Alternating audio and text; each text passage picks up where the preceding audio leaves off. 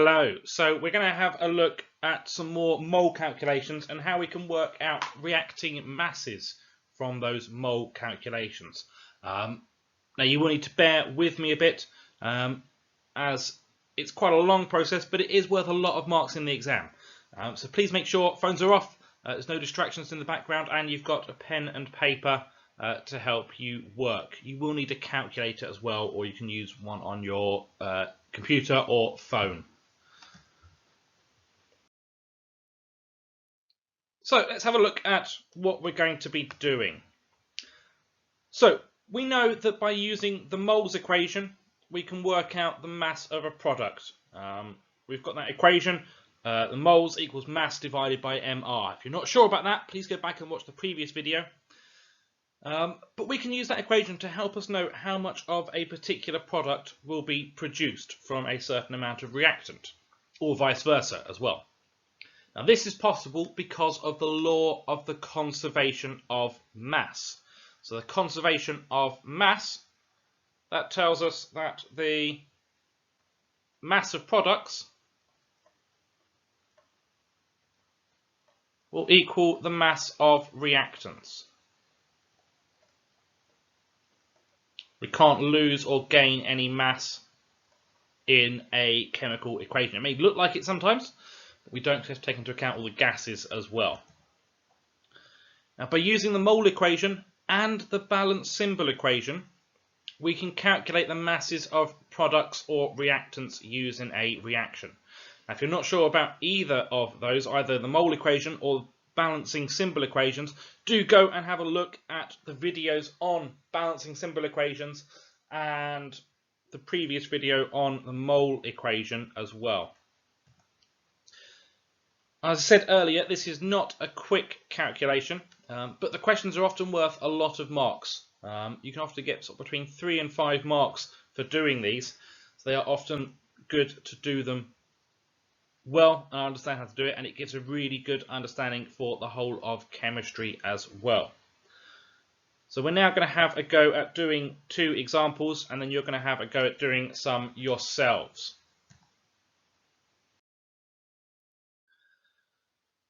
We've got an equation here. We've got magnesium plus iron chloride.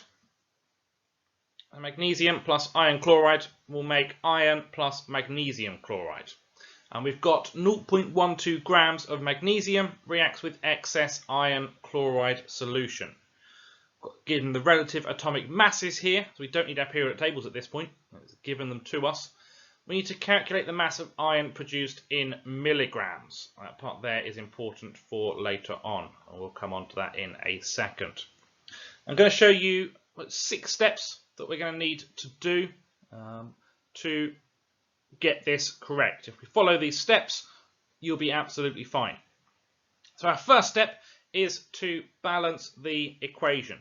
Now we're very lucky in this case, it's already been balanced, so we don't need to do anything. Sometimes they will give you a balanced equation, other times you will need to balance it yourself. For that, look at my secret method on balancing equations, and again, you won't go wrong. Our next point is we need to identify the start and the end. They're the only ones we're going to be working with. So what I mean by the start and the end is what we start off with and what we end up with. So our question has told us we've got 0.12 grams of magnesium. So magnesium is my start. This is what I am starting with. And my end is what I end up with. It's what I'm trying to work out. In this case, it is my iron. Sorry, I should say end, not iron. We would know that's called iron.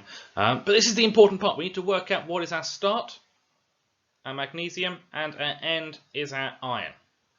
And what that means now is that we don't need to worry about these two for the moment. We're only focusing on the magnesium and the iron. So we've done that now. We've worked out our magnesium and our iron. We now need to work out the moles of the starter. Alright, so our magnesium. Now if you're not sure how to do this, please go back and watch the previous video, but you should remember that our equation equals moles equals our mass divided by our MR. And this is our mass in grams.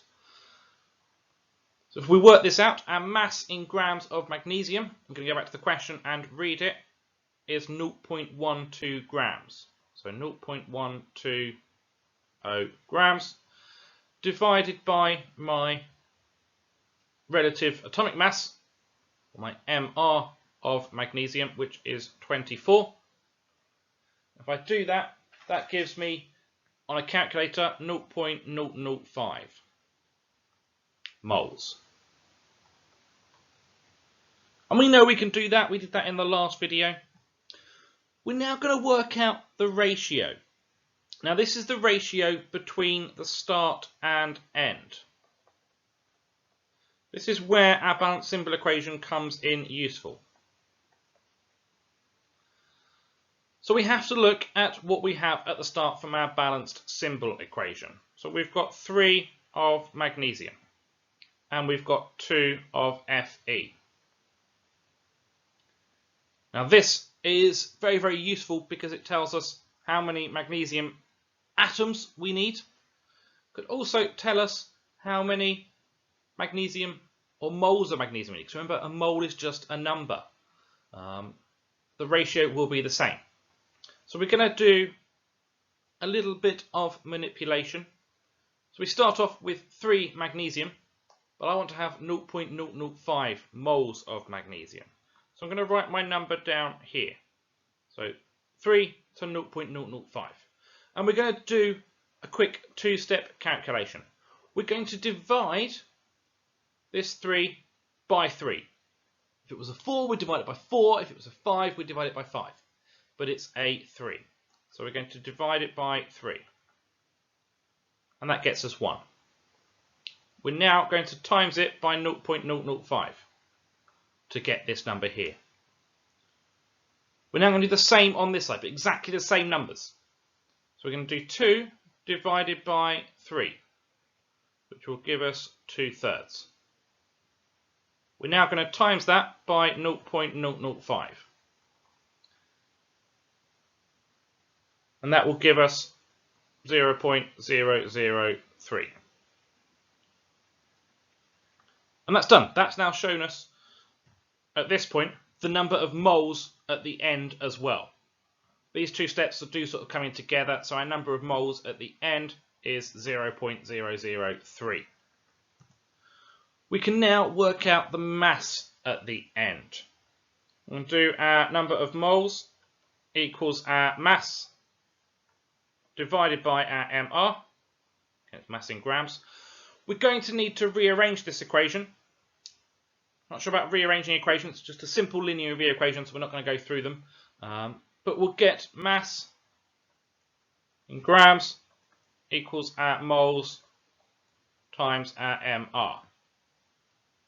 If we put our numbers into that equation from what we've got here, so our number of moles for our end is 0.05. 0.05, or 0.03 even, sorry.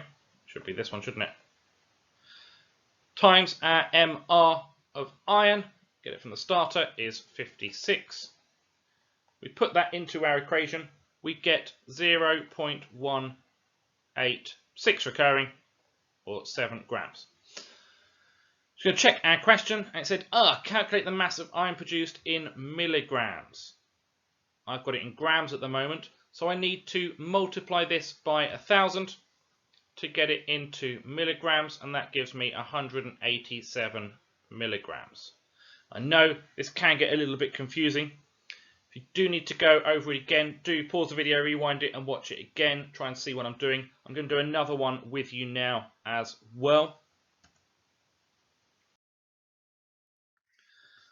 So we're going to have a look at this one. We've got sodium plus titanium chloride. We'll make titanium plus sodium chloride. And we want to calculate the mass of titanium that can be extracted from 570 kilograms of titanium chloride. It's given us our relative atomic masses, and it wants our answer in kilograms. So we're going to have a look at those steps as well. So first off, we need to balance our equation. Looking at this, we can see it's not balanced. Now I have gone and balanced it using my method. So what we will get 4Na plus TiCl4 will make titanium plus 4NaCl.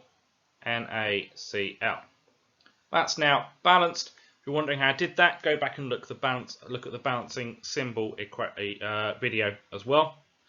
We're going to identify our start and our end for the next part. So our start is what we start with. So let's have a read of our equation. We've got titanium chloride, and it's got the mass there of titanium chloride. So this is my start.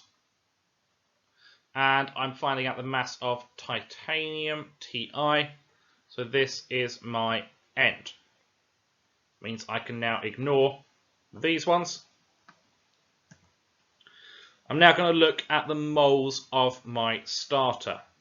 Remembering my equation is my number of moles equals my mass divided by my MR. So my mass, I've had 570 kilograms. Now I know normally we say this is in grams, but because this kilo part is just a number, I can do the same thing. I can just write 570, or I could write 570,000. I'm just going to write 570 because it's just a number. This kilo part is just a number. So I'm going to keep that as 570 kilograms and divide it by my MR. So for titanium chloride, I've got 48 for titanium and 35.5 for chlorine. But remembering I've got 4 chlorines on there, that will give me 190. Do 570 divided by 190, that equals 3 moles. So I've got this kilo here, so it's 3,000 moles. I've got 3,000 moles, or 3k moles, or just 3. Either one is fine. But because my answer is going to be in kilograms as well, I'm not too worried about this bit. That can be erased for the moment. I'm now going to look at my ratio. So my ratio, I've got 1 to 1. I have 1 molecule of titanium chloride, I get 1 molecule of titanium at the end, or 1 atom of titanium at the end. It's 1 to 1, and I can then use that to work out the moles of my end as well, remembering that I've got 3 moles of titanium chloride, or 3,000 moles. So doing our steps, we're doing the same thing as we did last time. We divide by this first number, so we'll divide it by 1. 1 divided by 1 is 1, and now I'm going to times it by 3 to get 3. I'll do the same on this side. I'll divide it by 1 to get 1, and times it by 3 to get 3. Now you may be thinking, well hang on, it's the same number, I can tell it's the same number. It's really good practice just to go, yep, I know I'm definitely doing this right. Even if you do, yep, okay, they're the same, there's a 1 there and a 1 there, or a 2 and a 2, it'll be the same. Just get used to making sure you include this method in your answer when you're working them out, so you know you're doing okay. So we've got 3 moles at the end, or 3,000 moles at the end. Our last bit is to work out the mass at the end. So we can use our equation, our moles equation, rearranged to find out our mass. So our mass equals our moles times our MR. That equals 3 moles times by our MR of titanium is 48, and that will equal 144 kilograms. Now you notice, because I kept this as kilograms here in this first bit, let's bring it here, kept it as kilograms here, I didn't need to convert into kilograms back here. If I had converted it into grams, I would have got 3,000 along there, which means I needed to reconvert back into kilograms from grams back over here when I'd have got 144,000. Sometimes it's easier not to convert between them. All right, thank you very much for watching. I know it is tricky, I know it is hard, but do follow these steps and you won't go wrong. You've now got your own set of questions to answer. Your teacher will provide them on MS Forms. Any problems, do get in touch with either your teacher or myself, and we'll see if we can help you.